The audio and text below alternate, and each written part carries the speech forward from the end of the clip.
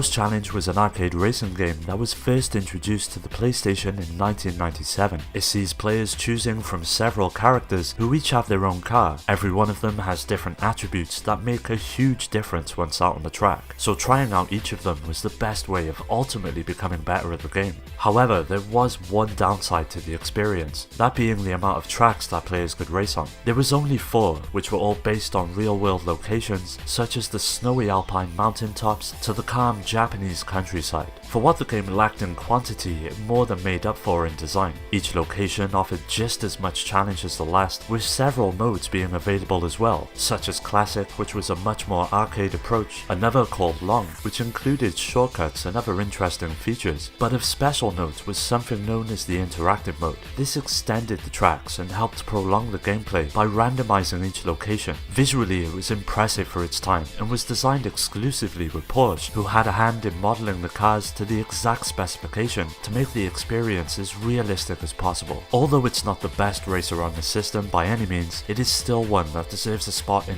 any PlayStation owner's collection.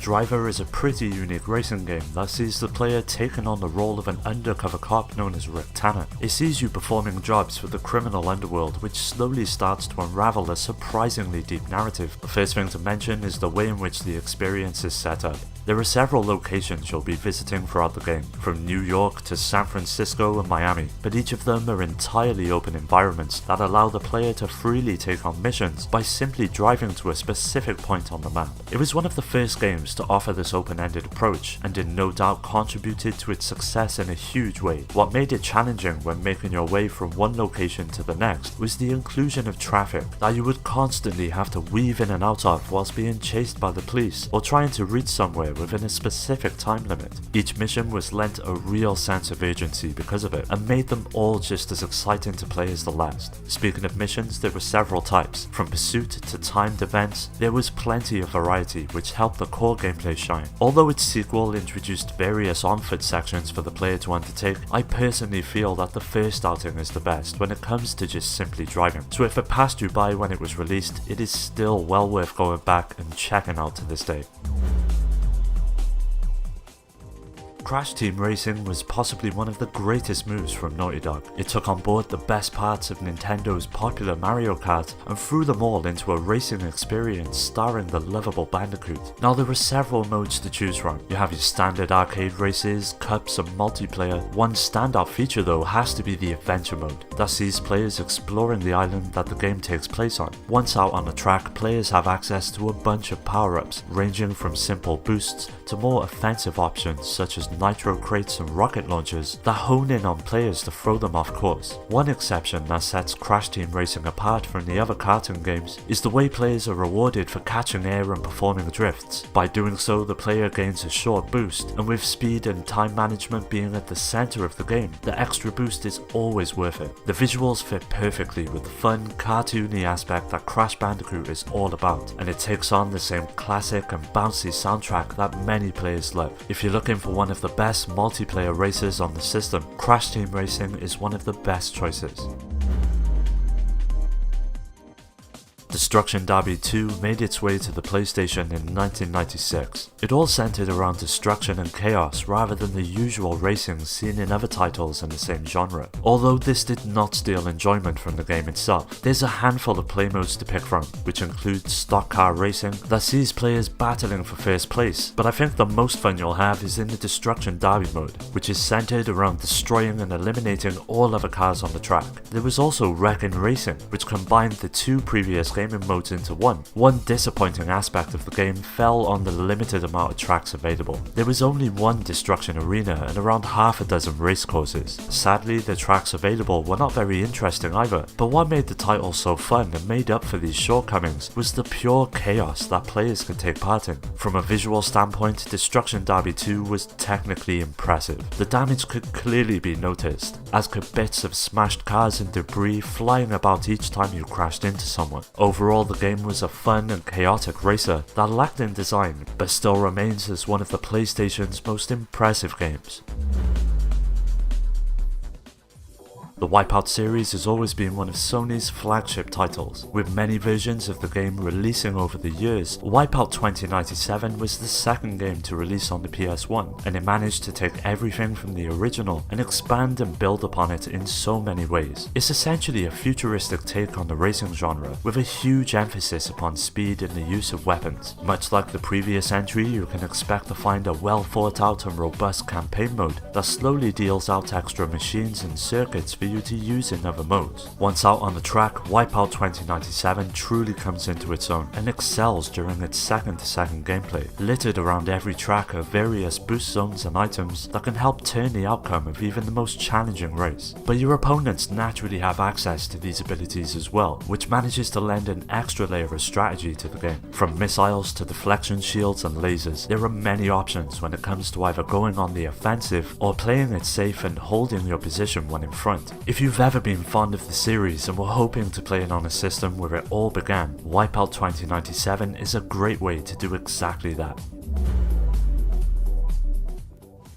F1 Season 2000 is hands down the greatest Formula 1 racer on the PlayStation. It takes what was introduced in the previous game and includes a multitude of refinements and additions that helps elevate it above being just a mere sequel. You'll find all of the real drivers, teams and tracks of that time, as well as several modes such as Time Trial, GP Weekend, Championship and Versus that are all common to Formula 1 games. But something new that was introduced and helped it stand out was the inclusion of two new features. The first being an interactive training mode that used an announcer to guide you through each of the game's 17 locations. It all focused on speed, braking, racing lines, and even pit strategy. This mode would really help players develop their skills and get used to every aspect of the sport. The second new addition was one that was long overdue, and that was the scenario mode. The game featured 10 real-world scenarios from the 2000 racing season, so you wouldn't just be stuck racing hundreds of laps over the course of the game. These scenarios could range from simple objectives to meeting some downright frustrating criteria that would push your knowledge of the game to the limit, but not to the point where it would feel unfair.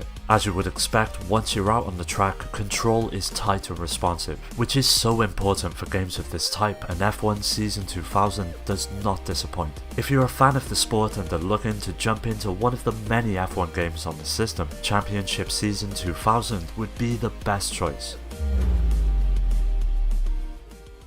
The first thing many players will notice upon playing TOCA 2 are the incredible visuals. Obviously they're not as impressive by today's standard, but seeing it up and running on the PlayStation was breathtaking back in the day. At times it could look on par with the likes of Gran Turismo and presents a much more realistic take on the genre. From weather effects to visual car damage, it was a real sight to behold. Of course, this would all mean nothing if the gameplay wasn't just as impressive, but thankfully TOCA 2 nails this aspect as well. Now, controlling each car can be a real challenge, but after spending some time with them, you slowly begin to learn the intricacies of each machine, and soon see yourself slamming them around corners and climbing the ladder in the well thought out and implemented championship mode. It's all spread out over several circuits, such as Donington and Silverstone to name a couple. Now, the challenge it poses is the real star of the show, with the AI opponents managing to hold their own and even surprise you when you least expect it. Naturally, by making your way through it, a generous amount of unlocks can be earned, such as new vehicles and tracks, which will really help prolong your time with the game. Making your way over the steep learning curve may seem daunting at first, but once you get to know it, you'll start to wonder to yourself why you never played it before.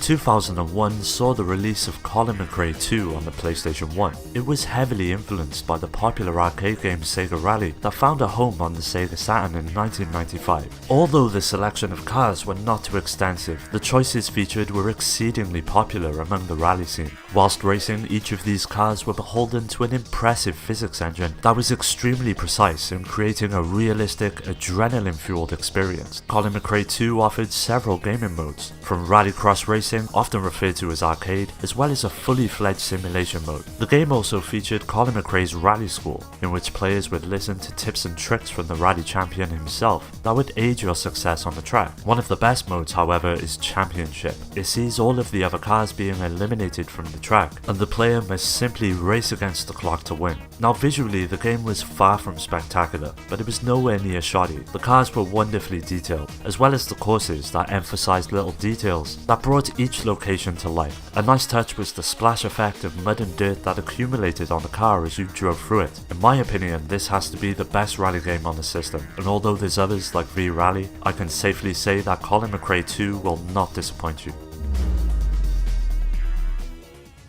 Ridge Racer Type 4 manages to provide what the series has always gotten right, and that's the arcade feeling at home. Being the 4th iteration of the series, it really felt like a culmination of everything that had been learnt up until that point. And although some might say the game is incredibly easy when compared to the more serious races out there, Ridge Racer is just extremely enjoyable to play. That feeling of drifting around corners at breakneck speeds as the announcer cheers you on in the most cheesiest of ways just never gets old. And with the amount of content and unlockables in which to earn, there's also plenty to do across the several modes of play which are presented. As with most games in the series, a ton of different tracks are available to race on, with each of them possessing their own distinct identity, from the sun-drenched skies of an evening sunset to the neon accents in the city at night. Ridge Racer Type 4 looks like it's definitely punching above the PS1's graphical weight, and it all manages to come together and results in not only one of the best looking racing games on the system, but also one that is packed to the brim with content to enjoy. So if you're looking for an accessible but at the same time rewarding racer on the PS1, Ridge Racer Type 4 more than deserves a spot in your collection as well.